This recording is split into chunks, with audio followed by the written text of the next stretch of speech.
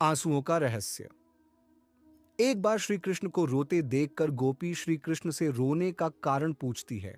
उसी के उत्तर में श्री कृष्ण कहते हैं, सुनो सखी, जहां प्रेम है वहां निश्चय ही आंखों से आंसुओं की धारा बहती रहेगी।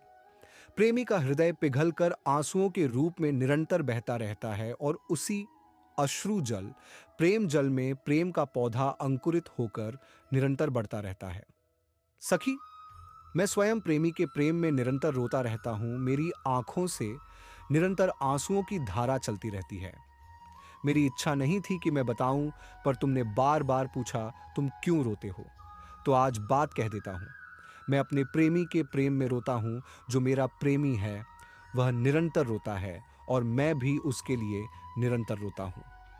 सखी, जिस दिन मेरे जैसे प्रेम के समुद्र में तुम डूबोगी, जिस दिन तुम्हारे हृदय में प्रेम का समुद्र, उसी प्रेम का समुद्र जो मेरे हृदय में नित्य निरंतर लहराता रहता है, लहराने लगेगा। उस दिन तुम भी मेरी ही तरह बस केवल रोती रहोगी।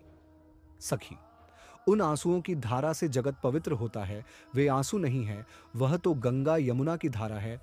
उनमें डुबकी लगाने पर फिर त्रिताप नहीं रहते। सखी, मैं देखता हूं कि मेरी गोपी, मेरे प्राणों के समान प्यारी गोपी रो रही है। मेरी प्रियतमा रो रही है। बस मैं भी यह देखते ही रोने लगता हूं। मेरा हृदय भी रोने लगा जाता है। मेरी प्रिया, प्राणों से बढ़कर प्यारी गोपी जिस प्रकार एकांत में बैठकर रोती है, वैसे ही मैं भी एकांत में बैठकर रोता हूं और रो रो कर प्राण शीतल करता हूं। यही है मेरे रोने का रहस्य। जय जय श्री राधे।